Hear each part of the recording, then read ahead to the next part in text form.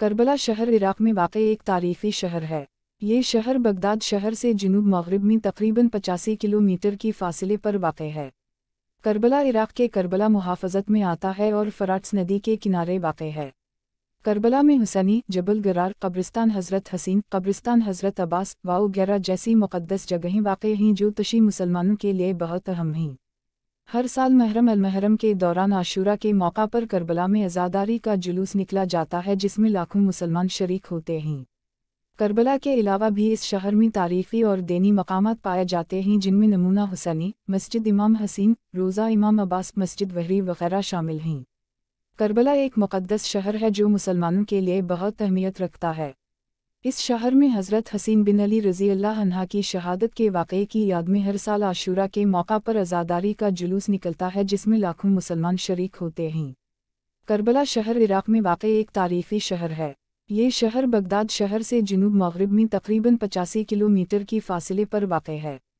کربلا عراق کے کربلا محافظت میں آتا ہے اور فراتس ندی کے کنارے واقع ہے۔ کربلا میں حسینی، جبل گرار، قبرستان حضرت حسین، قبرستان حضرت عباس، وغیرہ جیسی مقدس جگہیں واقع ہیں جو تشیع مسلمانوں کے لیے بہت اہم ہیں۔ ہر سال محرم المحرم کے دوران عاشورہ کے موقع پر کربلا میں عزاداری کا جلوس نکلا جاتا ہے جس میں لاکھوں مسلمان شریک ہوتے ہیں۔ کربلا کے علاوہ بھی اس شہر میں تاریخی اور دینی مقامات پائے جاتے ہیں جن میں نمونہ حسینی، مسجد امام حسین، روضہ امام عباس، مسجد وحری وغیرہ شامل ہیں۔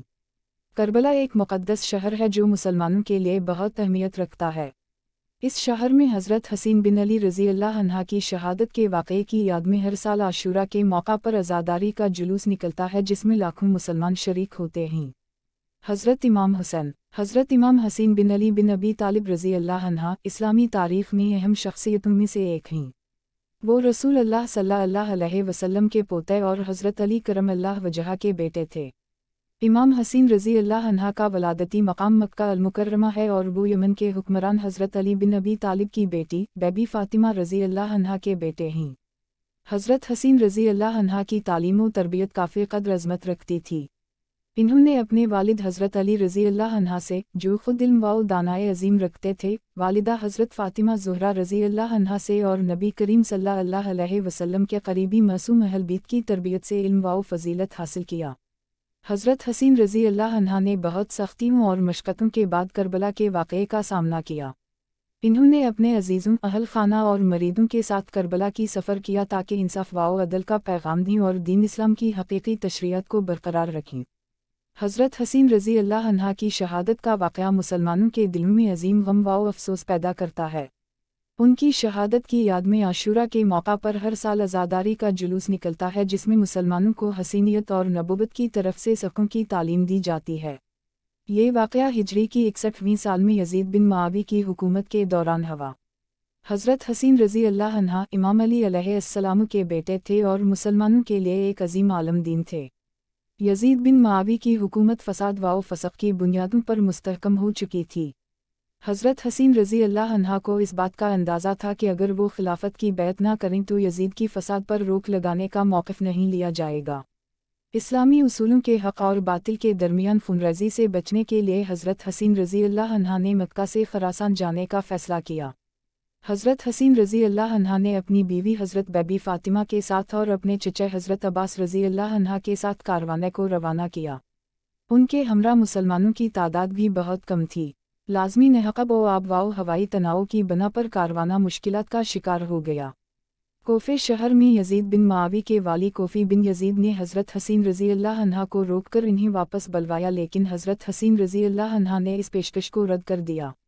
انہوں نے کہا کہ وہ بے پناہ اللہ کے علافت کرنے کو تیار ہیں اور آپ خدا کے لیے قربان ہو جائیں گے۔ کربلا پہنچ کر حضرت حسین رضی اللہ عنہ اور ان کے بہتر صحابیوں کو یزید بن معاویہ کے لشکریوں نے چاروں طرف سے گھیر لیا۔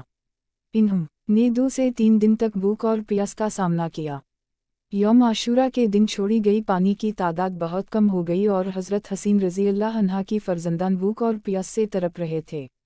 یزید بن معاویہ کے سپاہیوں نے کربلا میں چھاؤنیاں قائم کر کے حضرت حسین رضی اللہ عنہ اور ان کے رفقا کو محاصرے میں رکھا۔ یوم عاشورہ کے دن چھاؤنیوں کے باعث ان کے پاس کوئی راہ نہیں بچی۔ ان کا لشکر 4000 سپاہیوں سے مشتمل تھا جبکہ حضرت حسین رضی اللہ عنہ اور ان کے رفیقوں کی تعداد تقریباً 72 تھی۔ यजीदी फ़ौज ने करबला में बच्चों को भी प्यास से मारने का ऐलान किया, जिसने हज़रत हसीन रज़ी अल्लाह अन्हा को बहुत दिक्कत पहुंचाया। यौम आशूरा के दिन हज़रत हसीन रज़ी अल्लाह अन्हा और उनके बेहतर रफ़ीक़ों ने जब एहतिसाब किया तो उनको पता चला कि मौत की मानिंदी इंतज़ार कर रहे हैं। उन्होंने खुद को खूबसूरत बनाने के लिए ज़ेबा किया और अपनी आखिरी चादरें पहनाई। यजीदी फ़ौजियों के सिपाहियों ने उन्हें चारों तरफ से हमरा से घेर लिया। सिपाहियों ने उनको तंग किया और भूख और प्यास से उन्हें दिख दिया। हज़रत हसीन रज़ी अल्लाह अन्हा ने अपने मरीदों को खूबसूरत बनाने की कोशिश की और दुआएं की। इन्होंने खूबसूरती और शौकत की बादशाही की जो तमाम दुनिया के बादशाहों को पसंद आती है। यौम आशूरा के दिन हज़रत हसीन रज़ी अल्लाह अन्हा के रफ़ीक़ों को प्यास के एक पत्थर दिया गया। जब वो पानी मांगने के लिए पानी की तरफ गए तो यजीदी फ़ौजियों ने उनको पानी नहीं दिया। यौम आशूरा के दिन बच्चों को भूख और प्यास से मारा गया और उनको आग में जला दिया गया। उनके बाद हज़रत हसीन रज़ी अल्लाह अन्हा ने अपने बड़े बच्चों को भी पानी नहीं पीने दिया। यजीदी फ़ौजियों ने हज़रत हसीन रज़ी अल्लाह अन्हा और उनके रफ़ीक़ों को मारा और उनके सर को काट दिया। उनके जिस्मों को हमरा ले गए और मरसिया गीत गाकर करबला से कोफा ले जाकर भेजा गए। हज़रत हसीन रज़ी अल्लाह अन्हा और उनके बेहतर रफ़ीक़ों की शहादत ने मुसलमानों के दिलों में अजीम दर्द व गम पैदा किया। उनकी शहादत की याद में हर साल 10 मुहर्रम अल-मुहर्रम के दौरान आशूरा मनाई जाती है, जिसको बहुत ही इज़्ज़त दी जाती है।